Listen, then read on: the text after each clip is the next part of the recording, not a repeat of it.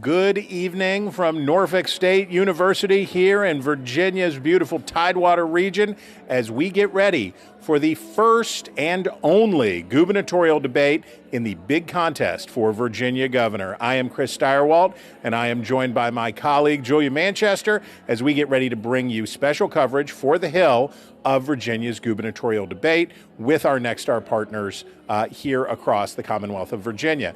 And Julia, it's a good vibe, I have to say. There's good tunes in the debate hall.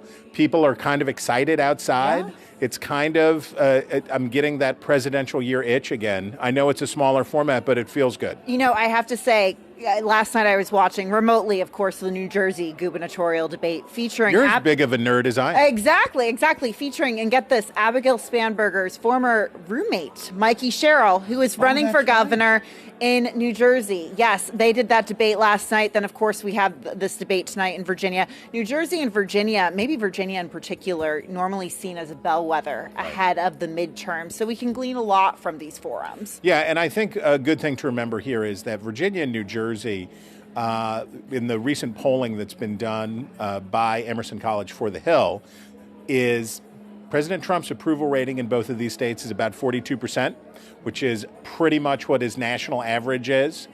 These are states that have diversity, have economic income, have a lot of similarities with a lot of the swing districts that are going to be at stake in next year's midterm elections. And so both parties are going to be watching this very, very closely to see what's moving voters a year out from the big race. Now, we know the story that has come to dominate in Virginia. It's a race that Republican Winsome Earle-Sears has been trailing steadily out to about a 10-point margin for much of the summer and into the fall. And in the last poll that we have, which I think is from Christopher Newport University, puts her back by about 10 points. But now we have a tech scandal. And we have the story of Jay Jones, who is the candidate for lieutenant governor on the Democratic side, a little-known former Democratic delegate from Northern Virginia, who in 2022 sent a bunch of bizarre texts to one of his colleagues wishing death upon the Republican Speaker of the House and his family. And tonight, we are waiting turn by turn to see what Winsome Earle-Sears can do to make this stick to Abigail Spanberger and see if she can have a little collateral damage here. How much of that do you think this debate is going to be? You know, it's certainly going to be the opening part of this debate. I imagine, if the moderators don't ask Abigail Spanberger about it, Winsome Earle-Sears is going to bring that up automatically. She's already released 2 ads tying Abigail Spanberger to this, including one ad that's a part of a $1 million ad buy in Washington, D.C. Her campaign tells me that was because of an influx of donations following the fallout of the Jay Jones scandal. So I think it's certainly going to play a role. But if there's anything I've learned covering Abigail Spanberger, Chris, is that she's incredibly disciplined in her messaging and really disciplined in her campaign. I've had Republicans and Democrats alike tell me that she's a talented politician and has a very good team around her. She's very formidable that way. She's won a number of elections in a very competitive district in Virginia, the 7th congressional district. So she knows what she's doing here. She's spent a lot of her campaign talking about costs and affordability, a major issue for Americans. But what's interesting is her campaign actually this evening released an ad hitting Winsome Earle-Sears over abortion and some unearthed comments she made. We're going to old tape. Yes, going to old tape. That's how you know we're in the silly season. Exactly. Now, what Jay Jones has done is vanish, right? So he has done the Invisible Man Act. Since this happened, he has not been seen. He has canceled his campaign events. He has laid low. Early voting in this race started in September. Jay Jones was favored to win, not by a ton over incumbent Jason Miyares, but his hope pretty obviously is that he can sort of vanish from the campaign trail and get through and hope that this all blows over and he'll still win anyway. But before he left, before he vanished, he gave an interview. Now, if you're a Virginia politician, who would you give an interview to? I can tell you exactly who you would give an interview to. You would give an interview to Tyler Englander, who is the Virginia Capitol Bureau reporter.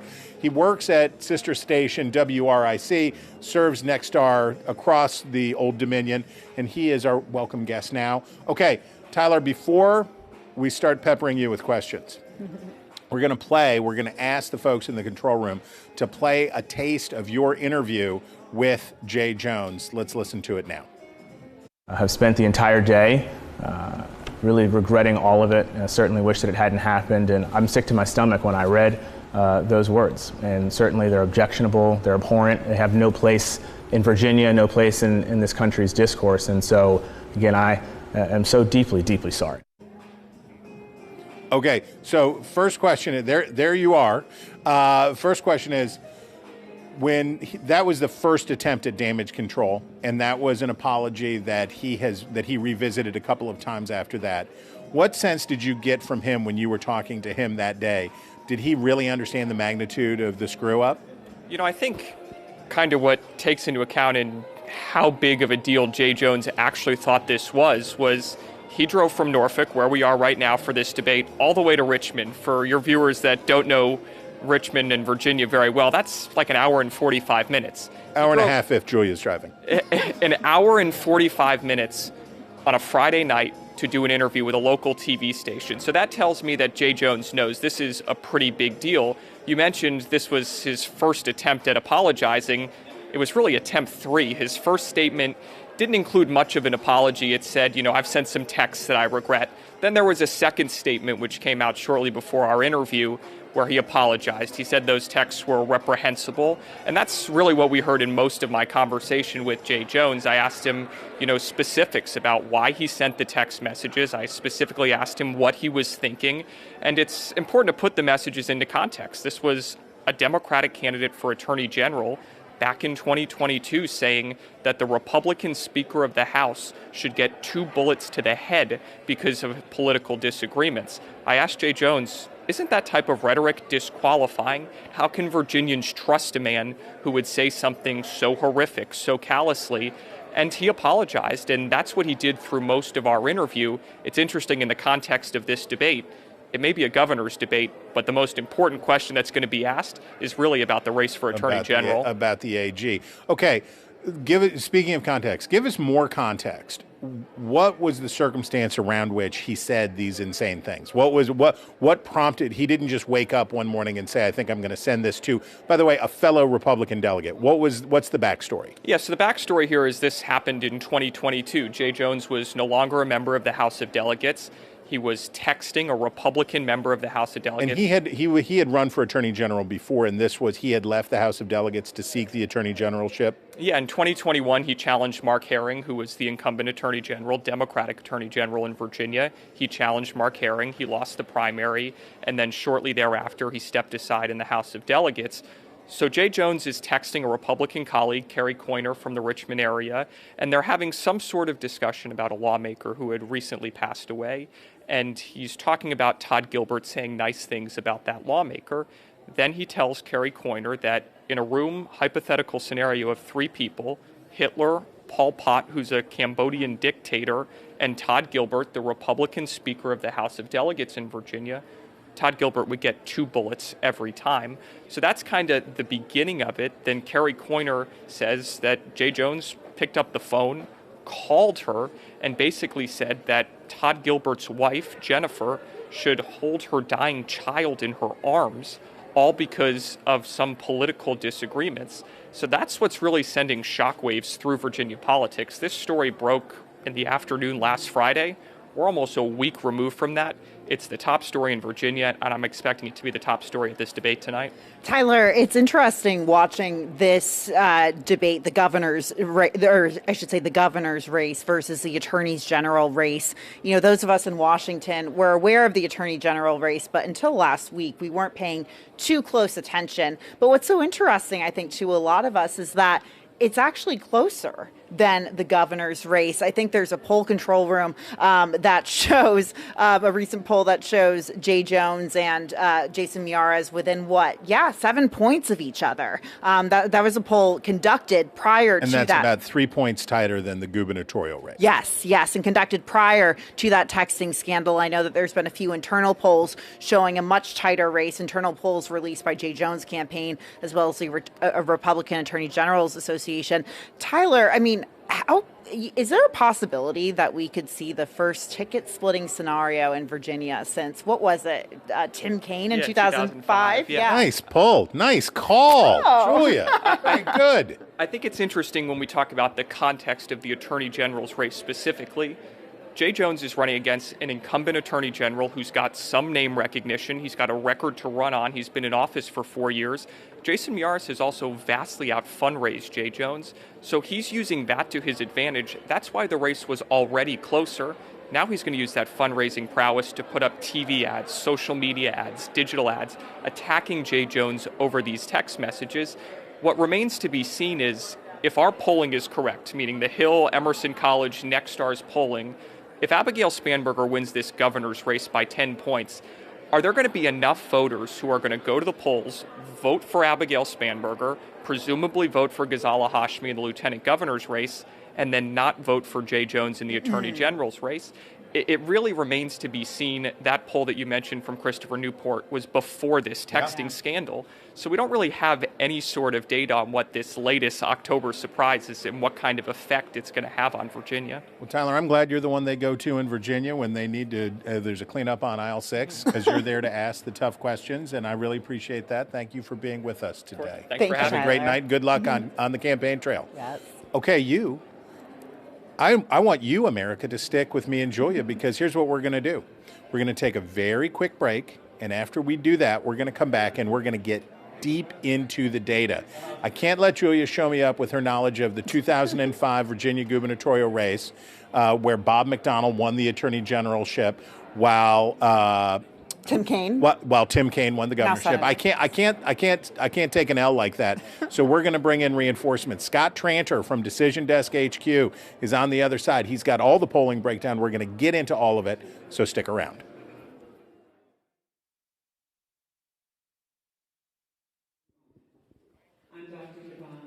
Good evening again from Norfolk State University here as The Hill brings you special coverage of Virginia's one and only gubernatorial debate. I'm here with Julia Manchester, and we are inside the debate hall.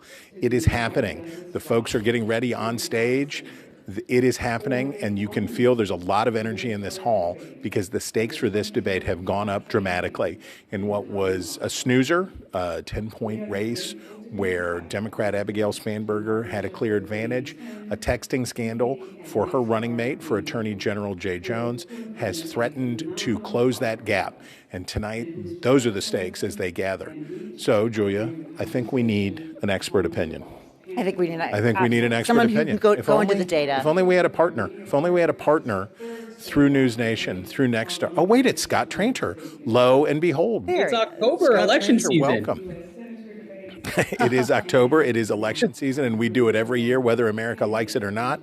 But Scott is, of course, the data whiz, the guru from our partners at DDHQ, and he joins us now. Okay, Scott, let's start. Let's run through the top line. Let's take a look at the Hill poll number. Let's see that first. All right, here it comes. We're going to see it, and I feel good about our chances of seeing this first poll. There it is. Okay, so that's the poll that Emerson College conducted for the Hill. Shows a 10-point race. But Scott, what's the average look like? How does that jibe with the DDHQ average? The average is closer. And the reason why I point that out is that's a good poll, but that was a good poll September 28th, 29th, a little over a week ago, which in politics, as we all know, is like multiple lifetimes ago. A lot of things have happened since then. People are starting to pay attention. Scandals are starting to happen. And so the polls that were released recently that made it into our DDHQ, the Hill average, has the race much closer to a 7 or 8 point race. So it's tightening down the stretch. Is that the kind of tightening that we would expect? I've sort of figured that the Winsome Earle-Sears number was going to end up around 45, 46%, that there would be Republicans who came home and there would be the natural tightening at the end. But we don't know yet whether there's been anything beyond that, right? Because we don't have new data since this scandal. Correct. True I think false? that 45, Yes. 46 number is a good benchmark. If we start seeing Winsome Earle-Sears getting 47, 48 and some polls down the stretch, then I think we know that we might actually have something interesting on our hands. Okay, Julia, let's take a look now Oh, look at that. Look at that beautiful poll. It has little pictures on it. This is very good. This is what I like to see. Okay, now that we've seen that, let's take a look at the issues. And I think this is clarifying. So let's go to the Hill issues poll that it's going to show us here momentarily what the numbers are. What are the things that matter to voters? Okay, that's what it's about. And those are, Scott, the issues in the election that the Republicans won, the election that made Winsome Earle-Sears governor last time, or lieutenant governor last time. Those are the issues that won it for Republicans in 2021. And Democrats think that those issues, the economy and education, healthcare, also for Democrats, are going to make the difference. So, Scott, how much do you think that voters who are not highly engaged partisans, how much do they care about Jay Jones's text compared to the economy, education, and healthcare? I think that's the right question to ask here. I think the Jay Jones's texts are interested for us political junkies. People are really in tune, and partisans who are going to vote a certain way, regardless of those texts. I have yet to see any evidence it is going to spur turnout, and we get some absentee early vote data out of Virginia Daily. I've yet to see any spurred turnout in some of these areas. Now, it'll be a couple of weeks. Maybe the story will sink in, and maybe we'll see it. But I think those texts matter to the people who are going to vote already for either candidate. I'm not convinced we're going to see independent or new voters come out because of it yet. Scott, following the release of those Jay Jones texts, as Democrats strategize as to what to do next, as we saw Abigail Spanberger somewhat distance herself from Jay Jones, her campaign, her allies seem to be zeroing in on the issue of abortion and abortion access. Obviously, Virginia is the last state in the South, I think, with abortion access up until, I believe, the second trimester. So obviously an important issue here, but we're seeing Democrats dig up old audio of Winsome Earle-Sears talking about this issue, equating it to murder, and then Abigail Spanberger releasing ads on it. How much of an impact does this ultimately make? I think it's an interesting strategy, and where that's primarily from, it's the center-right, center-left voters in the suburbs of D.C. who tend to be fiscally conservative, socially liberal. It's an issue that the Democrat, Spanberger specifically, has good oppo research on with Sears. And it's an issue that, if you're a marginal suburban affluent voter in the DC suburbs, you tend to agree with Spanberger on that. It'll be interesting how much it comes up. Tonight, obviously, that's what the ads have been on. But, we've got a shutdown, too. And Winsome Earle-Sears has made some interesting comments about that. So I could see some pivoting as well. So, Scott, there's a narrative that hardened like granite in the weeks after the 2024 election, and I am guilty of contributing to that too, about the potency of the trans women in sports issue in the Donald Trump-Kamala Harris race, because Republicans sort of made that their closing argument with a very devastating ad in which they put the Breakfast Club crew, Charlemagne the God, and folks talking about what Kamala Harris's position on transgenderism was and those things, and used Kamala Harris's own words very effectively to run an ad that now we all remember was Kamala Harris is for they, them, Donald Trump is for you. Now, prior to the Jay Jones tech scandal, that was the argument that you saw coming in hot and heavy from the Republicans in Winsome Earle-Sears' campaign. I watched, and I'm sure you watched this too, Abigail Spanberger blow that question in two. She took two cracks at the question on trans women in female sports, and she couldn't land the plane. I assume she's going to hear that again tonight. She's going to have a third opportunity to try to answer that question in a way that's more satisfactory, Scott, to the very voters you're talking about, right? Because while those folks certainly are pro-choice that you're talking about out in Loudoun County, out in Reston, out in those places, they're overwhelmingly pro-choice, but they also may be part of the 80% of Americans who are concerned or don't like the idea of having trans women in women's sports. Long way of saying, do we know that issue moves voters? What do we know about how, is that another issue that just riles up people but doesn't change mind? Does it persuade? Does it motivate? How does it work? Yeah. So what we know off the bat is that is the issue that Governor Youngkin rode to the governorship last time, especially in the DC suburbs, Fairfax County. That was a big issue. And as you pointed out, that is the issue that the Trump campaign really hammered in at the end. The interesting part, and again, this is more qualitative data than anything, a lot of the focus groups I've seen is the Trump administration and the Youngkin administration has been very good on that issue. I'm not saying they necessarily solved all the problems, but the people think that the governor came in and fixed the issue. The people think that President Trump has come in and done certain things. So Winsome Earle-Sears obviously went to that playbook. And I think that you're seeing a lot of people say, yeah, no, I think that's a good issue to be on, but Governor Youngkin already did something on it. President Trump has already done things on it. Let's go talk about the economy and things like that. And so I think that's what we're seeing here is to the extent that you agree with Governor Youngkin's positions, he's coming to fix it and almost taking that issue away from Winsome Earle-Sears because the voters are like, yeah, no, Youngkin did that. What's next? That's right, because even as in Northern Virginia, there was another scare around a trans woman or somebody who claimed to be a trans woman in a girls' locker room and all that was going on. Glenn Youngkin was able to deliver at the same time new rules around that. So victims of their own success, perhaps, is the thing. You will never be a victim of your own success, Scott Tranter, because you just keep winning. You just don't stop winning. All right, you and me, Scott, we're going to have to make our bets pretty soon about what's going to happen in these races. We need to put another steak dinner on the line. We got to figure it out. Scott Tranter, thank you very much for being with us. Okay, you. Absolutely. Have fun out there. You, America out there, we're going to be here. You can hear it's getting hushed in here. You can hear some applause. It's going to happen soon. The candidates will be coming in very soon, and the folks are ready. The moderators will be walking out.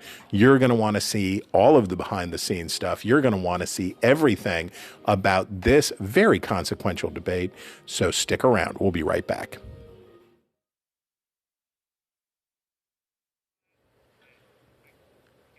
Welcome back to Norfolk State University here with special coverage for The Hill. I'm Chris Narwhal here with Julia Manchester, and we're in a kind of a surreal moment right now inside this debate hall, I have to tell you. Both candidates are out on stage. The moderators are out on stage. And the audience has not yet been admitted to this hall. Now, the debate is going to start in 3 or 4 minutes. Now, I can tell you, Julia, from being part of planning a bunch of debates, the arrangement around how candidates will enter and exit is often basically, if you think getting the Hamas and Israel to the peace table was hard, it can be very challenging about how this happens. So what they're doing here, and I think the folks at home can see the shot, which is that you see Winsome Earle-Sears, a Republican in red on the right, camera right, as you would expect, and you see Abigail Spanberger there in a darker, it looks like navy blue. Which would fit on the left side, as they are now going to stand in this hall for the next 3 minutes. In this airless space with the moderators across from them as they get ready to do it. So this is something I got to tell you, America, that you don't usually get to see, and you'd love to know what was going through their minds at this exact moment. Some may call it awkward, Chris, but watching this, though, on a slightly more serious note, though, it is interesting because no matter who wins this race, the future governor of Virginia will be a woman. There you go. And there's a possibility that the future governor of Virginia, which was the cradle of the Confederacy, could be a black woman as well. So this is a history-making moment, or herstory. Sorry. Oh, don't. Sorry. Oh, now we have to cut the broadcast. Now it's over. And we are here at Norfolk State, of course, a historically black university, home of the Spartans. It's a cool vibe, and it was a great vibe outside of the hall tonight. Folks were excited that this was going on. And I think one thing, you're a Floridian. I don't know whether you guys take pride in Florida or not. I don't know how you all feel about it. I'm a West Virginian. We take a lot of pride in being from West Virginia. But in Virginia, people care about their governor. They do. This is a thing. Virginia has this ancient history of self-governance. It has this. It was the cradle of the Confederacy, but it was also the cradle of representative democracy in the United States. You can go to Jamestown. You can go to Williamsburg. You can see the story. You can see where Patrick Henry and James Madison. You can see where Thomas Jefferson did his work. And I will tell you that the people in Virginia take this stuff seriously and they care about it. There's a lot of reasons we've explained why Americans should care about what happens in this race and why it matters to them.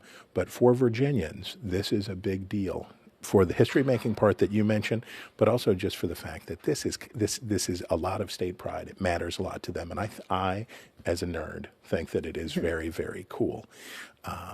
It's going to be starting any second now. And the folks are getting ready to come in. And here we go.